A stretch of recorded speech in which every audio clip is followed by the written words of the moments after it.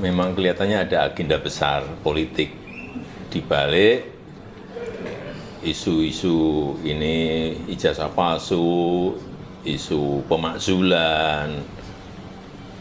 Ini perasaan politik saya mengatakan ada agenda besar politik untuk menurunkan reputasi politik, untuk mendowngrade. Termasuk isu yang untuk pemakzulan Mas Gibran itu? Termasuk itu. Ya. Jadi ijazah palsu, pemakzulan Mas Wapres, saya kira ada agenda besar politik. Sikap Jokowi yang secara terbuka menyebut ada agenda besar politik di balik serangan soal ijazah dan pemakzulan Gibran dinilai tak lepas dari ekses pemilu 2024 yang menyisakan residu politik dari mereka yang ada di seberang kekuasaannya selama 10 tahun.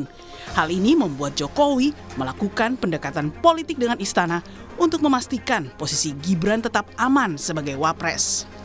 Menegaskan bahwa ekses Pilpres 2024 belum sepenuhnya selesai maupun residu-residu politik dari kepemimpinan beliau selama 2 periode dari 2014 sampai 2024 yang meninggalkan luka bagi sebagian kalangan yang berada di seberang kekuasaannya. Cara politik yang dilakukan oleh Pak Jokowi beserta keluarga Solo adalah menjaga relasi dan keintiman dengan istana Presiden Prabowo agar tetap harmonis dan punya arahan yang lebih strategis.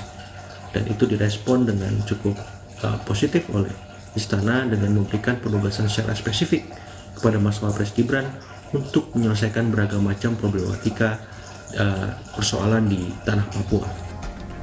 Di tengah ramainya isu pemakzulan Gibran hingga keraguan sejumlah pihak dengan ijazah Jokowi, Presiden Prabowo mengeluarkan mandat penugasan Wapres Gibran ke Papua untuk mengurusi percepatan pembangunan di sana. Gibran pun menyatakan siap ditempatkan dimanapun. Tim Liputan, Kompas TV.